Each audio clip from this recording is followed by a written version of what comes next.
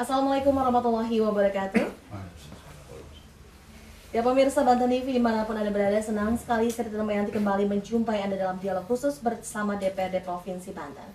Ya pemirsa, selama 1 jam ke depan kita akan membahas satu buah tema yang menarik, di mana seperti kita ketahui sejak pengumuman kasus pertama COVID-19 atau virus corona di Indonesia pada 2 Maret lalu, kini jumlah kasusnya terus meningkat, bahkan sudah mencapai 5.000 lebih kasus positif. Dan Banten salah satu yang menjadi wilayah penyebaran virus corona dan paling banyak di Tangerang Raya. Dan untuk menekan kasus penyebaran virus corona ini, pemerintah daerah atas izin dari pemerintah pusat telah menerapkan pembatasan sosial berskala besar atau PSBB di Tangerang Raya, dan tentunya ini juga memacu keselarasan PSBB yang sudah diberlakukan di DKI Jakarta sebelumnya. Dan pada hari ini kita akan membahas tema tentang pemberlakuan PSBB di Tangerang Raya, cegah pandemi COVID-19 meluas. Dan kita sudah mengundang narasumber kita yang pertama, ada Bapak Wakil Ketua DPRD Provinsi Banten, ada Bapak Bahrum, HSSIP. Assalamualaikum. Waalaikumsalam warahmatullahi wabarakatuh. Apa kabar Pak Bahrum? Alhamdulillah baik. Sehat ya? Alhamdulillah. Nanti kita akan bahas lebih jauh seperti apa nih dari dampak diberlakukannya PSBB sendiri ya Pak ya, tentunya dari sisi ekonomi mungkin seperti apa ya Pak ya. Dan kita juga mengundang dari pengamat kebijakan publik, ini ada Bapak Bambang Dwi Susena. Assalamualaikum. Waalaikumsalam warahmatullahi wabarakatuh. Sehat Pak Bambang? Alhamdulillah. Alhamdulillah ya. Pak Bambang, nanti kita akan bertanya juga mungkin Pak Bambang, sejauh apa nih, apakah cukup efektif dengan pemberlakuan PSBB di Provinsi Banten ini, terutama di daerah Tangerang Raya ya Pak ya. Namun sebelum kita masuk lebih jauh pemirsa terkait dengan pembahasan kita pada hari ini, saya ingin bertanya dulu kepada Pak Bahrum. Pak Bahrum, kita tahu bahwa di Tangerang Raya ini sudah diberlakukan pembatasan sosial berskala besar atau PSBB pada saat kemarin hari Sabtu kalau tidak salah tanggal 18 April ya 2020. Ini menurut Anda apakah sudah cukup segenting apa Pak pemberlakuan PSBB ini Pak? Ya, memang PSBB ini harus dilakukan oleh Provinsi Banten secara khusus untuk wilayah Tangerang Raya. Karena memang letak atau geografis dari Tangerang Raya ini adalah bagian daripada penyangga ibu kota yang kita ketahui DKI Jakarta memang sudah zona merah ya. Nah, efek dari kedekatan itu akhirnya ya terdampak Tangerang Raya menjadi zona merah tentang COVID-19 ini.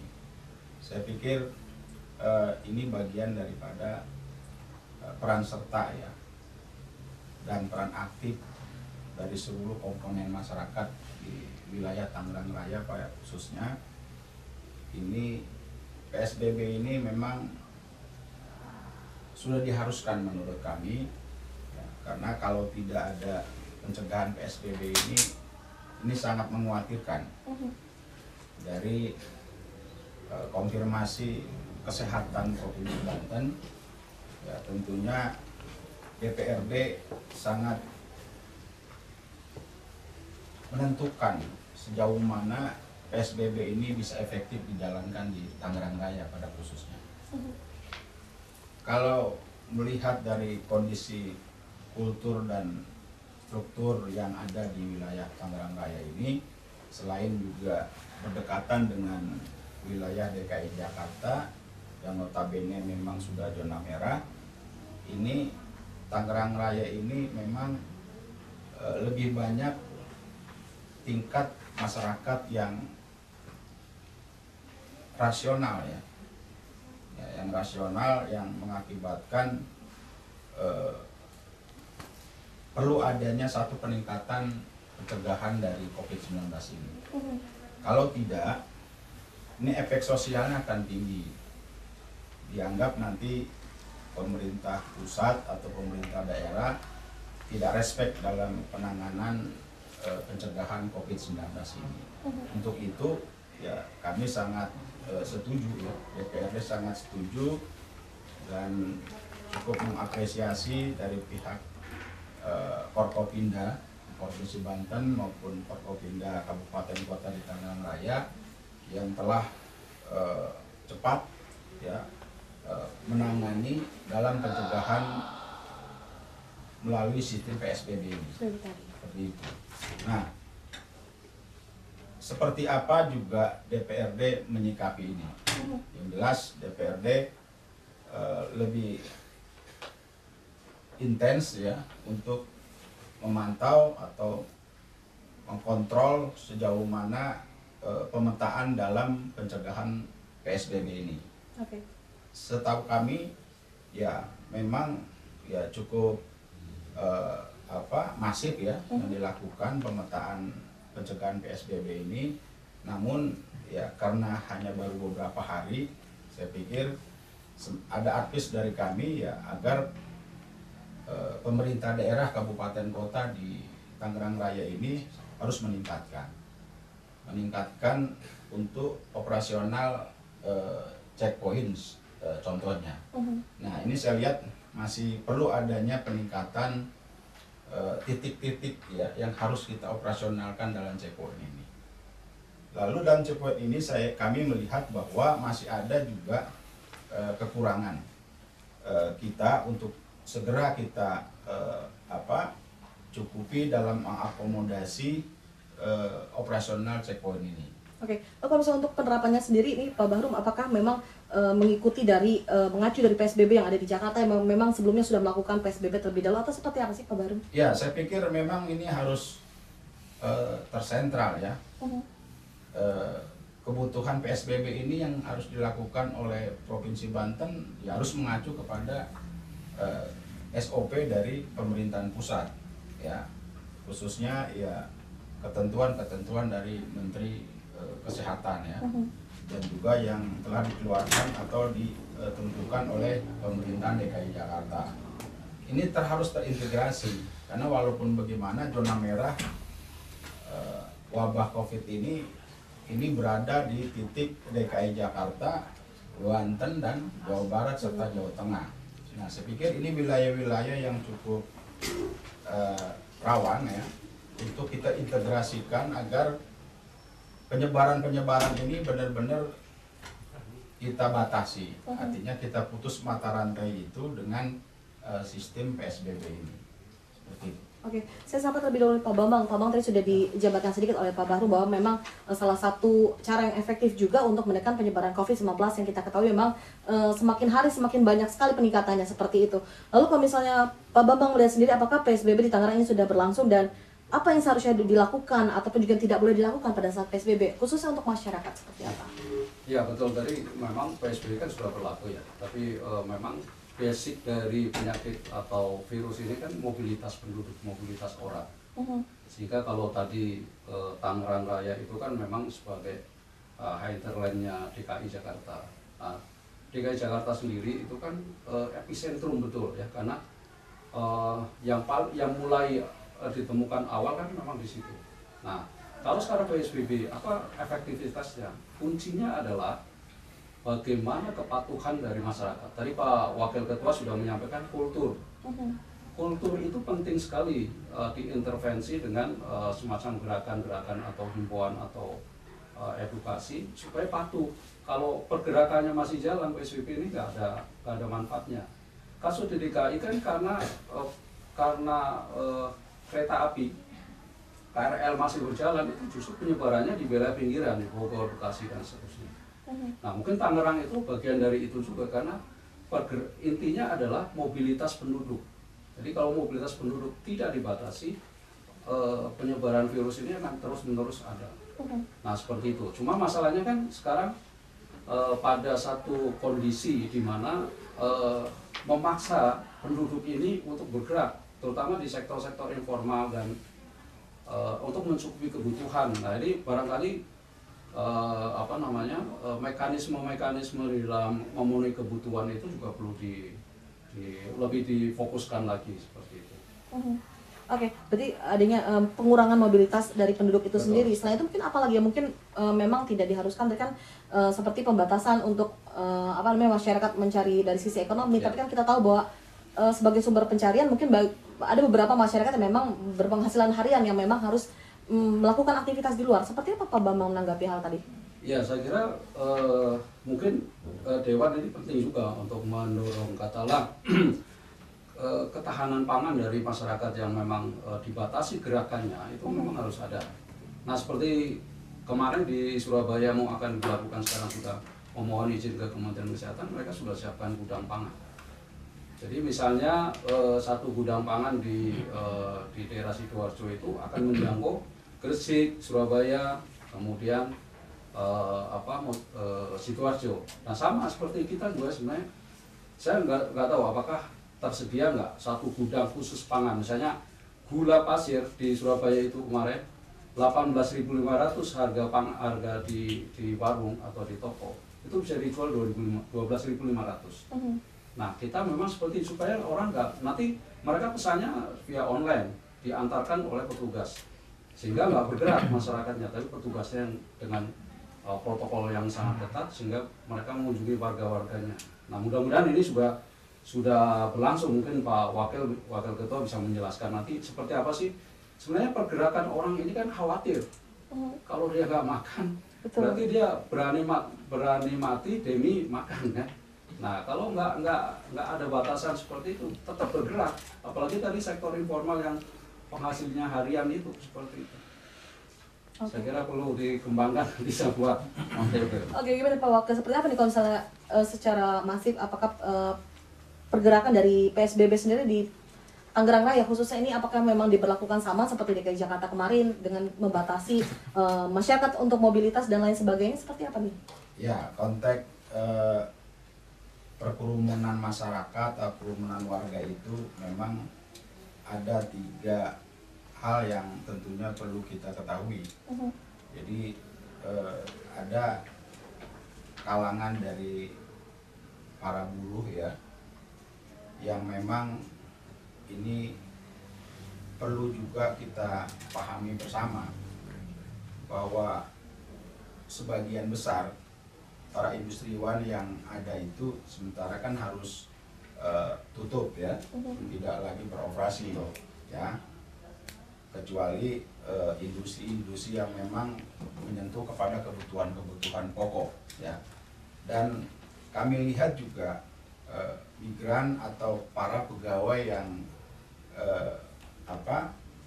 mobilitas ke Jakarta itu rata-rata ya memang itu warga yang memang tidak bisa juga kita hentikan dia bermobilitas setiap hari ya. Betul. Karena memang kebutuhan memang harus tetap terpenuhi SDM yang harus terpenuhi oleh perusahaan itu. Oke. Kita tahan dulu mungkin Pak Wakil terkait dengan kebutuhan tadi, kita harus memberikan kebutuhan juga kepada pemirsa untuk rehat sejenak, dan pemirsa jangan beranjak kemana-mana. Kita akan kembali dalam Kilau Khusus bersama DPD Provinsi Banten. Ya pemirsa, kita kembali lagi dalam dialog khusus bersama DPD Provinsi Banten dan kita masih membahas terkait dengan pemberlakuan PSBB di Tangerang Raya cegah pandemi COVID-19 meluas. Dan kita tadi terjeda sejenak, seperti apa nih Pak Wakil?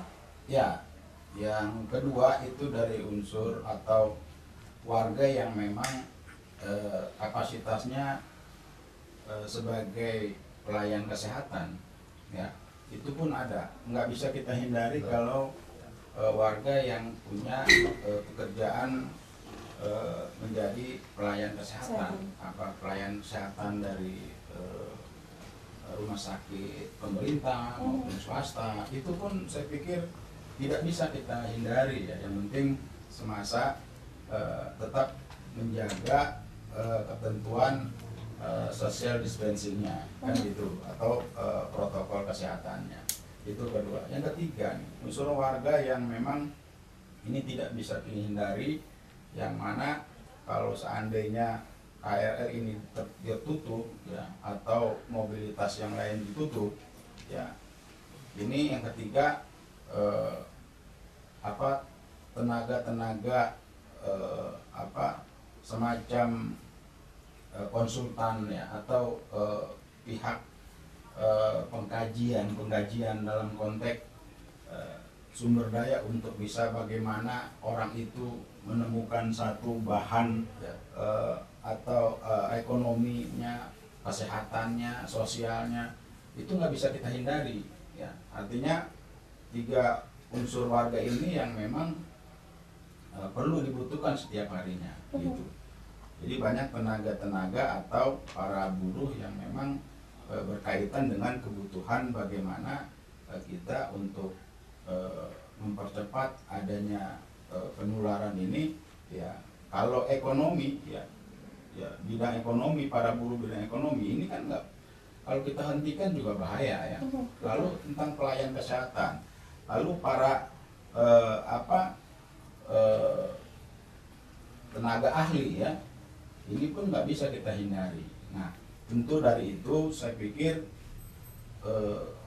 bagaimana kita harus bisa menangani persoalan-persoalan mobilitas masyarakat.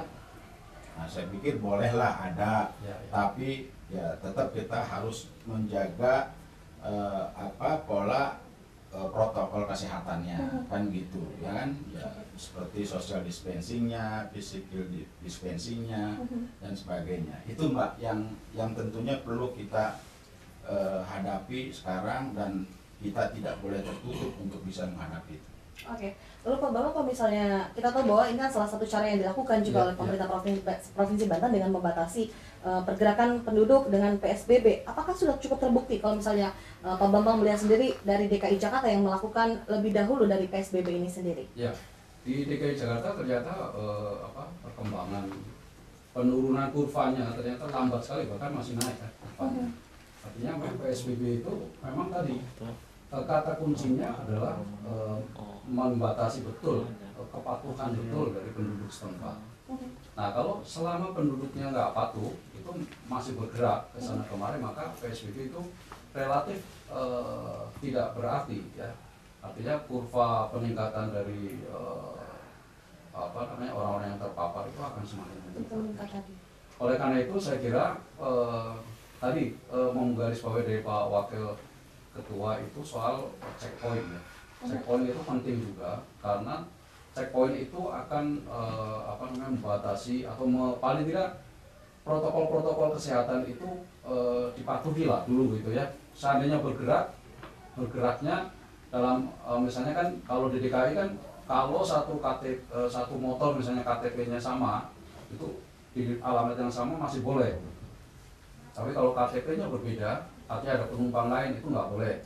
Nah seperti itu, apakah ini nanti bisa dilakukan nggak di Tangerang Raya? Kalau seperti itu bisa, mungkin sudah ada batasan-batasannya, ada koridor yang harus dipatuhi sehingga orang nggak akan bisa berinteraksi antara di luar wilayah. Nah kalau di luar wilayah kita nggak tahu.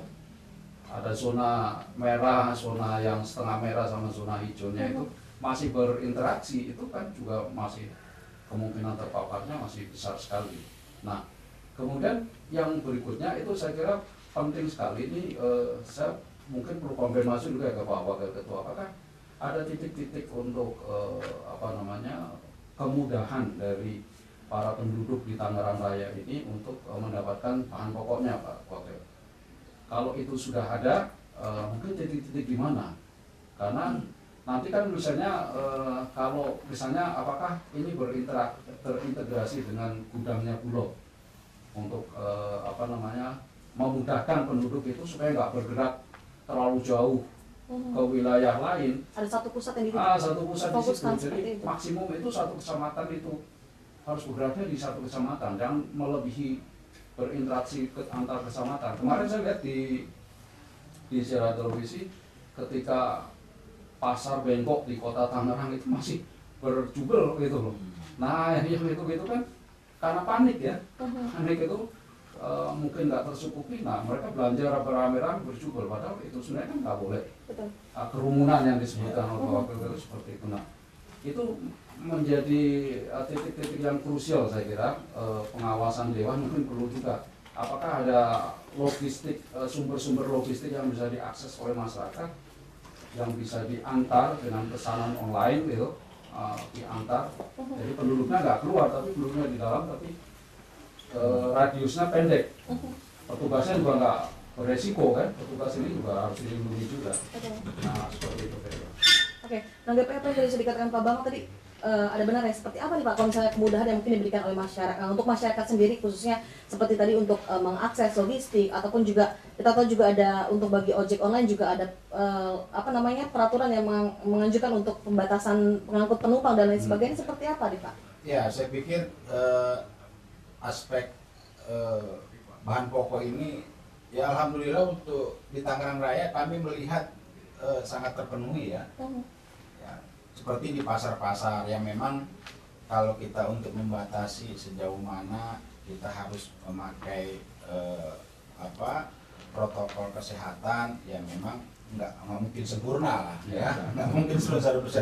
Namun kami lihat ya dari koordinator pasar itu sendiri juga saya lihat sudah mulai memakai protokol kesehatan ya. Dia harus dicek suhunya, harus pakai hand sanitizer kan gitu ya, bercuci tangan dan sebagainya. Saya pikir itu sudah ada dan juga memang sangat tidak nampak ini Pak Bambang. Ya, sepertinya berkerumun itu memang mungkin kemarin ya kami juga melihat contoh di Pasar Anyar ya, karena ketika 1 hari lagi mau diberlakukan PSBB, nah itu biasa lah ya, kerumunan banyak. Tapi ketika kesini beliau punya stok ya Pak, punya stok, artinya semua juga nyetok barang di setiap ya, ibu rumah tangga itu saatnya stok barang. Makanya ya cukup landai juga melihat kondisi sekarang ini kalau melihat kebutuhan pokok di pasar-pasar ya. Lalu juga kan bukannya pasar tradisional aja yang buka sekarang, supermarket juga buka. Ya, dan saya lihat juga, saya cek ya beberapa supermarket juga tidak terlalu berjubel ya, tidak terlalu banyak karena memang udah jauh-jauh hari ya. Apalagi yang ekonomi kelas menengah ke atas ya, dia mungkin Pak Bambang udah stok 1 bulan sebelumnya itu sudah ya. Aman lah, Ya.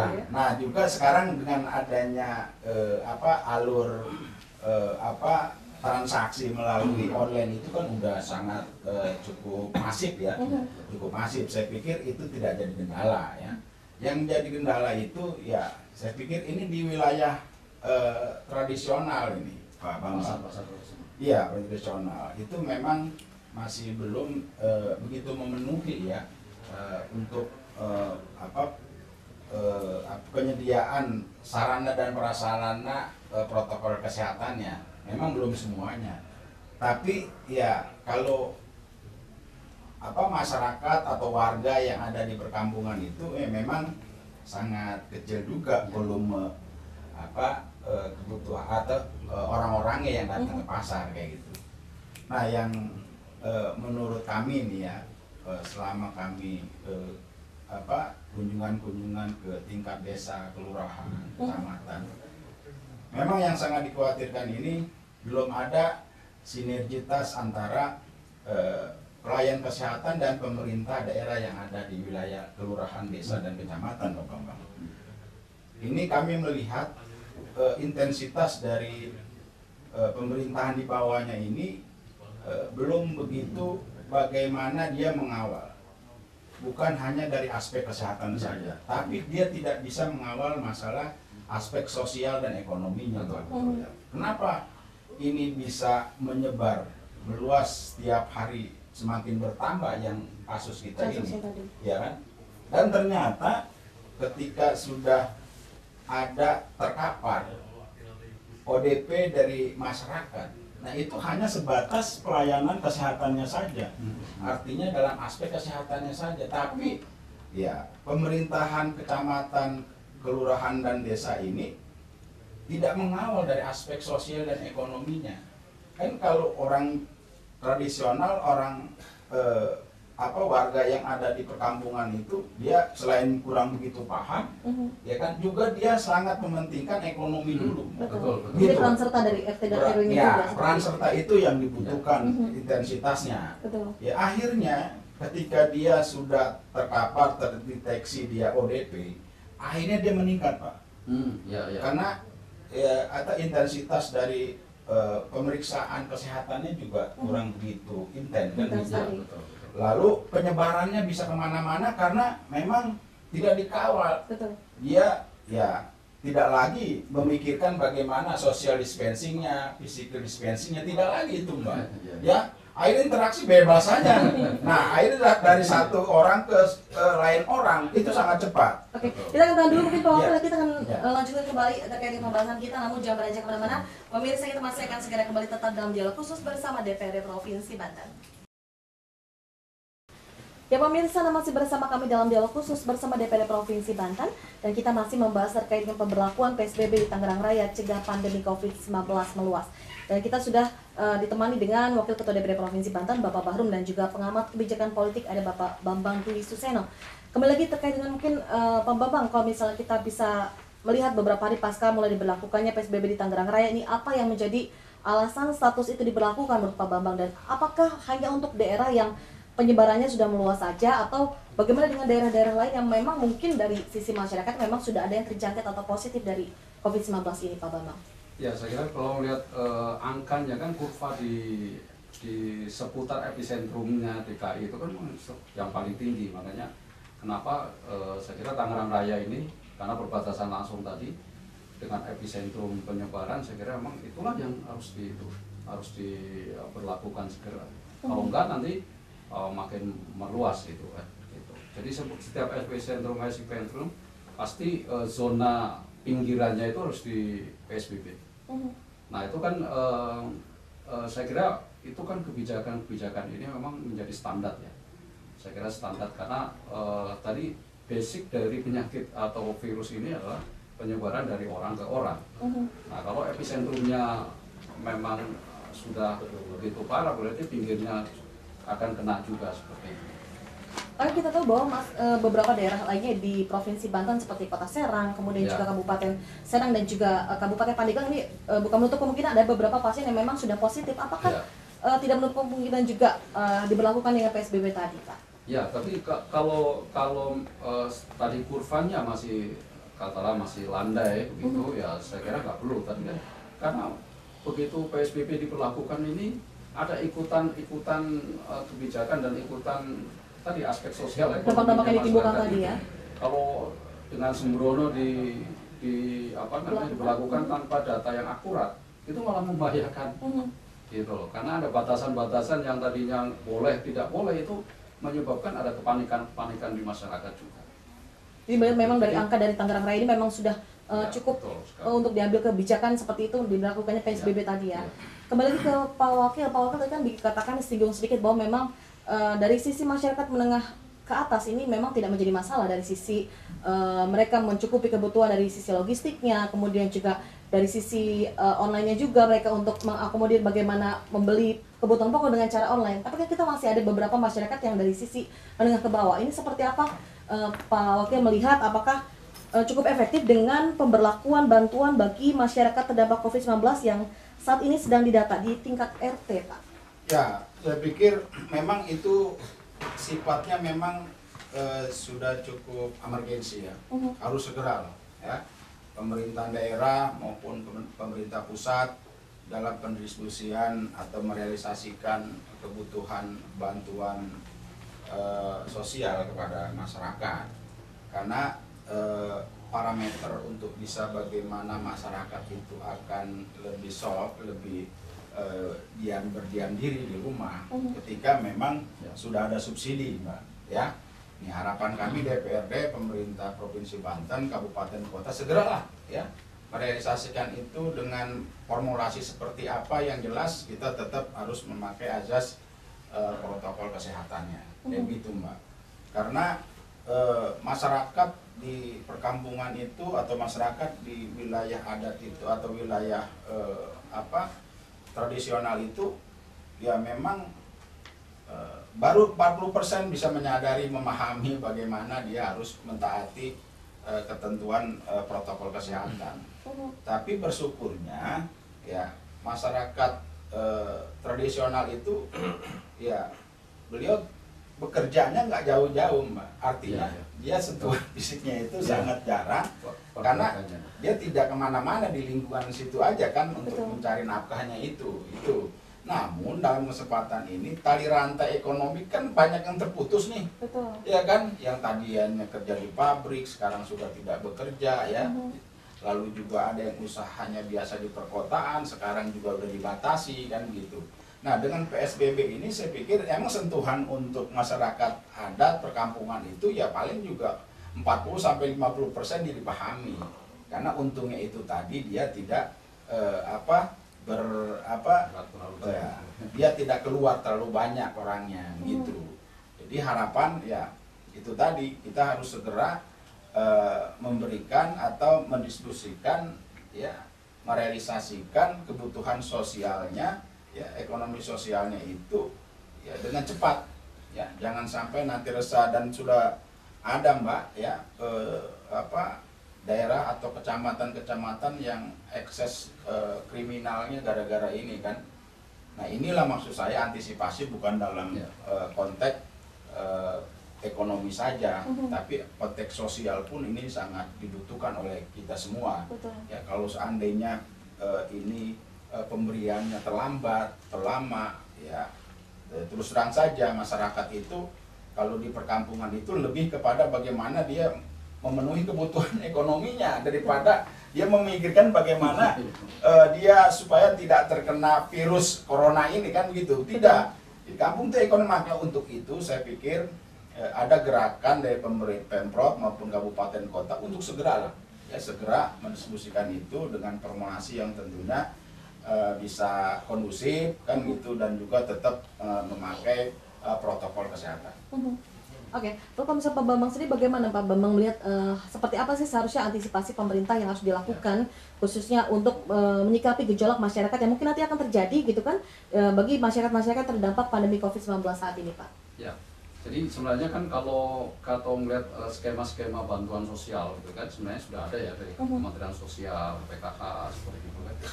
Nah, itu kan sebenarnya memang yang orang yang katalah miskin, nyaris miskin atau menjadi miskin itu segmen-segmen penduduk yang katalah tadi Pak Wakil Ketua bicara itu kan yang pendapatnya harian dan seterusnya ya. Nah itu memang segera betul-betul harus segera direalisasikan dalam jangka pendek, karena kan ini menyangkut urusan perut. Nah, kalau urusan perut itu kan nggak bisa ditunda-tunda.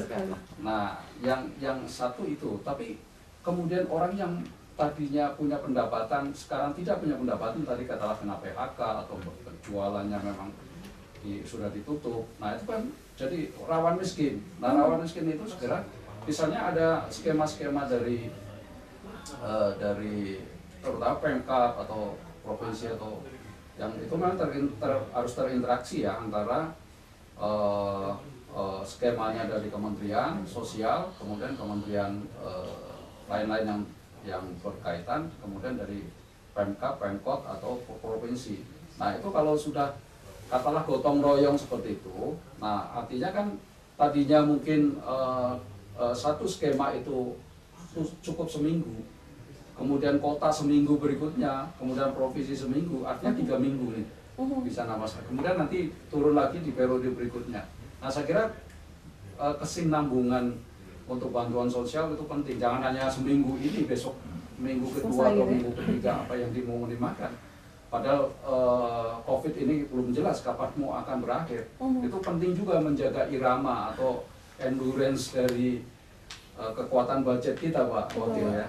Jadi pada saat kita focusing, kemudian nanti relokasi dari anggaran itu juga harus dipikirkan juga skenario-skenarionya apa supaya penduduk ini bisa terjamin dalam jangka waktu misalnya sebulan atau 2 bulan dan seterusnya. Jangan sampai nanti dihabiskan di minggu pertama, minggu kedua, minggu seterusnya nggak ada. Anggaran kita sudah nggak ada. Jadi memang harus ada skenario yang memang sudah dipersiapkan sendiri oleh pemerintah seperti itu. Karena skenario kita kan pendapatan kita juga dari pajak, dari macam-macam itu kan kita juga sudah berkurang kan. Iya, kalau kita lihat PPH, PPN karena penjualannya ini dari mana pendapatan kita. Nah seperti itu. Ya, mudah-mudahan nanti Pak Wakil bisa mengelaborasi penajamannya di kan sebagai pengawasan ya, fungsi pengawasan. Satu lagi mungkin yang ingin saya tanyakan kepada Pak Bambang, tadi kan Pak Bambang juga sempat mengulas dengan dipilihnya Kabupaten Tangerang Raya seperti Kabupaten Tangerang, Kota Tangerang dan lain sebagainya, itu kan salah satunya adalah untuk menekan angka corona tadi di PSBB. Sedangkan untuk di kota-kota lain yang memang masih ada kan kita tahu harus ada upaya pencegahan juga yang dilakukan pemerintah agar jangan tidak merebak seperti yang dialami oleh Tangerang Raya. Seperti apa mungkin yang upaya yang bisa dilakukan oleh pemerintah Pak untuk pencegahan dini mungkin untuk mencegah penyebaran COVID di beberapa kabupaten kota lainnya tadi? Di luar Tangerang Raya. Betul. Ya saya kira kan sekarang sudah mulai ya, artinya masifnya disinfektan, kemudian protokol-protokol di kesehatan, kemudian himbauan-himbauan, kemudian beberapa ya edukasi masyarakat lah, itu kan sebenarnya sudah berjalan ya, karena sekarang dengan mudahnya orang berkomunikasi dengan berbagai media kan informasi ini sudah mulai dipahami oleh masyarakat, walaupun tidak semua masyarakat tadi kalau segmen di pedesaan ya tentu tidak semua paham kan. Betul. Nah kalau yang punya akses ke informasi mungkin paham, tapi kan sekarang penyakitnya hoax kan. Semua orang pintar semua nih sekarang.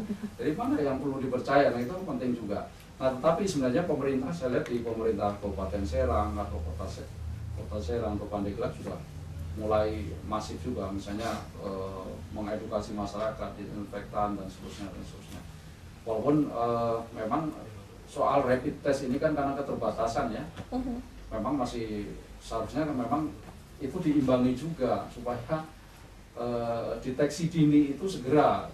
Tapi ya tadi karena keterbatasan kita, keterbatasan semua ya sumber daya kita, memang fasilitas kesehatan kita kan juga terbatas, kemudian alat tesnya juga terbatas. Nah itu juga jangan sampai nanti juga kita belum tentu yakin bahwa kan ini ada fenomena gunung es ya.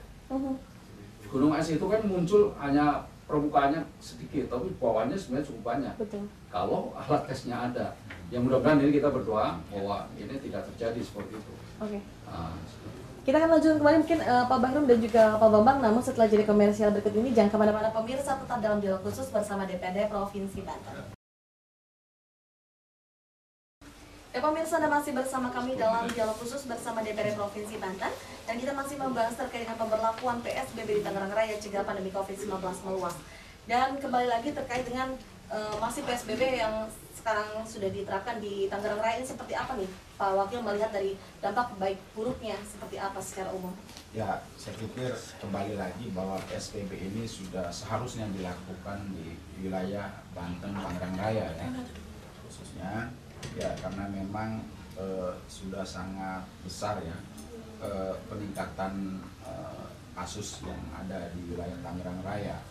Jadi mekanisme PSBB ini saya pikir sudah dilakukan secara masif di wilayah Tangerang Raya, dan namun kita belum sempurna betul karena baru beberapa hari. Harapan kami ya pertama ya masyarakat, kesadaran masyarakat yang harus tumbuh secara konsisten ya, jangan sampai nanti adanya anjuran atau himbauan dari pemerintah maupun pemerintah daerah ini diabaikan ya, itu terutama. Dan kedua, tentunya kita sebagai pelaksana protokol kesehatan yang tentang pemetaan sejauh mana di Tangerang Raya akan dilakukan PSBB ya, dengan operasional checkpointnya itu, saya pikir ini masker harus secara menyeluruh ya, artinya pemberian masker dalam checkpoint itu sangat penting Pak. Itu sepertinya masih kurang Pak Bambang ya. Itu perlu ditingkatkan lagi pemberian APD masker itu. Ya, kalau perlu ya ada lagi APD yang lain yang bisa dipergunakan oleh masyarakat, berikan ya. Berikan. Jadi kita bukan hanya menghimbau, bukan hanya juga mencegah, tapi juga kita mengedukasi melalui pemberian APD. Ya, itu masalah aspek kesehatannya. Dan ketiga masalah aspek kesehatannya, saya pikir ini perlu ada intensitas dari pelayan kesehatan maupun pemerintahan setempat, dari mulai tingkat RT, tingkat RW, tingkat desa kelurahan, kecamatan, kabupaten, kota. Ini benar-benar kalau intensitasnya harus benar-benar setiap hari. Langkah apa yang harus dilakukan oleh pemerintahan paling di bawahnya desa kelurahan itu dan kecamatan itu harus ada melakukan aksi ya, aksi pencegahan dan sosialisasi kepada masyarakat ya, karena itu tadi ya kata Pak Bambang, keterbatasan rapid test secara massal itu memang selama ini kita rasakan.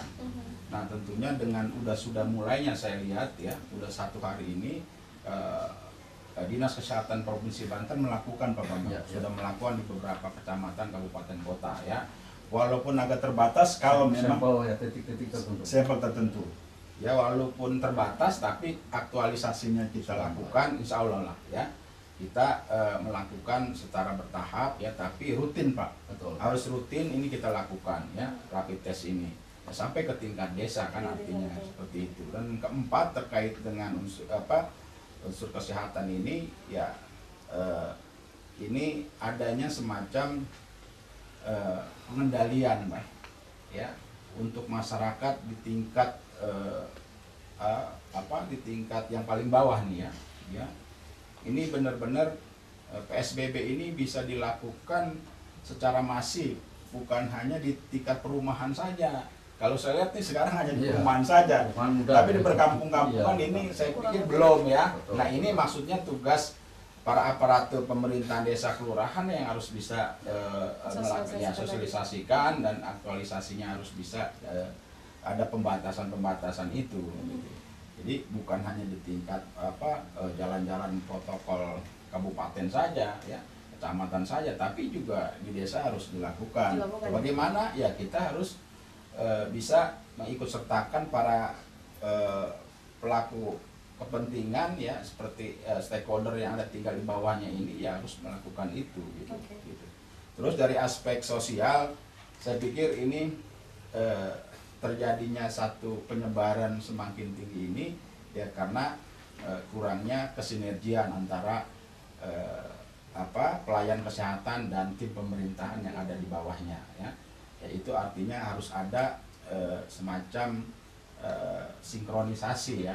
Jadi ada juga Pak Bambang katanya Pak Ibu Bu dokter kepala puskesmas, Ibu Bapak dokter kepala puskesmas itu nggak boleh Pak, SOP kita nggak boleh dikasih tahu karena khawatir nanti yang terkena kasus ya yang terkapar COVID nanti bisa diasingkan oleh masyarakat gitu. Saya bilang nggak gitu Pak Kapus, Bu Kapus, saya bilang yang perlu diketahui bahwa penanganan masalah kasus COVID ini, saya bilang wabah COVID ini, saya bilang bukan persoalan pelayanan kesehatan saja.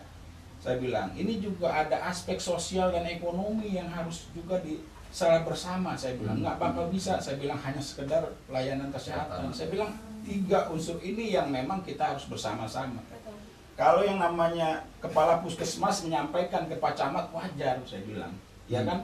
Ya tentunya kalau SOP-nya harus tidak boleh disebar ke warga, ya minimal kan kepala wilayah itu harus tahu dari aspek sosial dan ekonominya yang bisa membackup ya. Ketika ada orang ODP harus di karantina mandiri kan gitu. Artinya nggak mungkin dia hanya pelayanan kesehatannya saja, itu pun PE-nya cuma seminggu sekali tuh Mbak. Saya tanyakan, seminggu sekali Pak Bambang. Artinya minimal lah, dan kondisi kayak begini dia bisa 3 kali pemeriksaan ya. Betul. Ya pemeriksaan dari para terkapar itu kan gitu.